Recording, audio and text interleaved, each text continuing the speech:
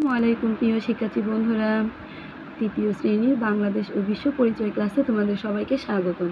2025 সালে যে নতুন পাঠ্য বইটি রয়েছে তারই অধ্যায় 12 টাকার ব্যবহার যে বিষয়বস্তুটি রয়েছে এর অনুশীলনীমূলক প্রশ্নের সকল উত্তরগুলো আজকে আমি তোমাদেরকে পড়ে শোনাবো। এছাড়া এর পরীক্ষার প্রস্তুতিমূলক যে প্রশ্নের উত্তরগুলো রয়েছে এই প্রশ্নের উত্তরগুলো আমি আজকে তোমাদেরকে পড়ে শোনাবো একটি ভিডিওতে। তাহলে শিক্ষার্থী বন্ধুরা, দেরি না করে চ্যানেলটি সাবস্ক্রাইব করে দাও। সাবস্ক্রাইব করার মাধ্যমে আমার দেওয়া প্রত্যেকটি ভিডিও তোমাদের কাছে পৌঁছে যাবে, আর সাবস্ক্রাইব না করলে আমার দেওয়া ভিডিওগুলো তোমাদের কাছে পৌঁছবে না। অনুশীলনের কতে বলেছে সঠিক শব্দ দিয়ে শূন্যস্থান পূরণ করি। এখানে যে সঠিক এখানে যে শূন্যস্থানগুলো রয়েছে এগুলো পূরণ করতে বলেছে। আমি তোমাদেরকে পড়ে শোনাচ্ছি। এরপরে দেখো সংক্ষিপ্ত প্রশ্ন, এখানে 3টি সংক্ষিপ্ত প্রশ্ন দেওয়া আছে। এই সংক্ষিপ্ত প্রশ্নগুলো আমি তোমাদেরকে পড়ে শোনাচ্ছি। দেখো 1 নম্বর প্রশ্নে বলেছে কোনো বস্তুর দাম পরিশোধের আধুনিক মাধ্যম হলো ড্যাশ, এই ড্যাশে হবে টাকা। 2তে বলেছে ভবিষ্যতের বিভিন্ন প্রয়োজন মেটানোর জন্যই আমরা ড্যাশ করি, আমরা কি করি, সঞ্চয় করি। 3 নম্বর প্রশ্নে বলেছে প্রয়োজনের বেশি খরচ করাকে ড্যাশ করলে টাকা ড্যাশ হয়, টাকা কি হয়, অপচয় হয়। এরপর সংক্ষিপ্ত প্রশ্ন উত্তর দেখো। 1 নম্বর প্রশ্নে বলেছে দৈনন্দিন জীবনে টাকার ব্যবহার লিখি। উত্তর, দৈনন্দিন জীবনে আমরা নানা কাজে টাকা ব্যবহার করে থাকি।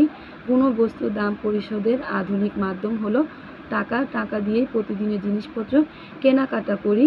পরিবারের কেউ অসুস্থ হলে চিকিৎসার জন্য টাকার দরকার, টাকা দিয়ে উপহার কিনে প্রিয়জনকে দেই। এরপরে আমরা বই, খাতা, কলম আরও নানা জিনিস কিনতে টাকার ব্যবহার করি।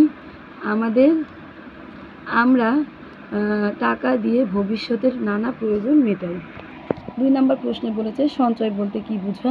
মানুষ বিভিন্নভাবে আয় করে, এই আয় থেকে খরচ করার পর যে টাকা বাকি থাকে তাই সঞ্চয়। ভবিষ্যতের বিভিন্ন প্রয়োজন মেটানোর জন্যই আমরা সঞ্চয় করি।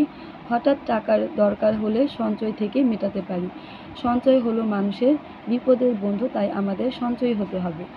3 নম্বর প্রশ্নে বলেছে আমরা কিভাবে টাকা সঞ্চয় করতে পারি। উত্তর, আমাদের নানা ইচ্ছা পূরণের জন্য টাকার প্রয়োজন। সঞ্চয় হলো মানুষের বিপদের বন্ধু, তাই আমাদের সঞ্চয়ী হতে হবে। আমরা সাধারণত মাটির ব্যাংক, কাঠের বাক্স ও প্লাস্টিকের কৌটা ইত্যাদিতে সঞ্চয় করতে পারি। শিক্ষার্থী বন্ধুরা, তোমাদের এই প্রান্তিক মূল্যায়ন পরীক্ষার জন্য প্রস্তুতির জন্য তোমরা এই বহু নির্বাচনীয় প্রশ্নের উত্তরগুলো পড়ে নিবে। আমি দেখিয়ে দিচ্ছি, উত্তরটি দেওয়াই আছে, তোমরা এগুলো দেখে দেখে শিখে নিবে। তোমাদের পরীক্ষার জন্য খুবই গুরুত্বপূর্ণ, এগুলো শিখে নিবে। এরপরে দেখো কিছু সঠিক শব্দ দিয়ে শূন্যস্থান পূরণ আসবে। এই যে সঠিক শব্দ দিয়ে শূন্যস্থান পূরণ উত্তরগুলো দেওয়া আছে, তোমরা শিখে নিবে। পড়ে শোনালে ভিডিওটি অনেক বড় হয়ে যাবে, এগুলো তোমরা দেখে শিখে নিবে। এরপরে দেখো এই অধ্যায়ের উপরে শুদ্ধ অশুদ্ধ নির্ণয় করো রয়েছে। এগুলোর মাধ্যমে তোমরা এই অধ্যায়ের উপর তোমাদের প্রস্তুতিটা খুব ভালোভাবে তোমরা নিতে পারবে। আগে বিষয়বস্তুটি পড়বে, এরপর নিজে নিজে প্রশ্নের উত্তরগুলো দেওয়ার চেষ্টা করবে, তারপরে মিলিয়ে নিবে যে তোমাদের উত্তরগুলো সঠিক হয়েছে কিনা। এরপরে দেখো বাম পাশের সঙ্গে ডান পাশের মিলকরণ, এই যে উত্তরগুলো দেওয়া আছে, প্রত্যেকটি প্রশ্নের উত্তর দেওয়া আছে।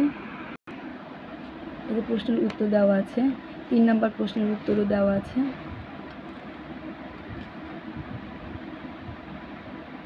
তাহলে শিক্ষার্থী বন্ধুরা, আজকের মতো এই পর্যন্ত। পরবর্তী ভিডিওটি দেখার জন্য আমন্ত্রণ রইল। চ্যানেলটি সাবস্ক্রাইব করে পাশেই থেকো। প্রত্যেকটি ভিডিও তোমাদের আমার প্লেলিস্ট আকারে ইউটিউব চ্যানেলে দেওয়া আছে, তোমরা ওইখান থেকে দেখে নেবে। আল্লাহ হাফিজ।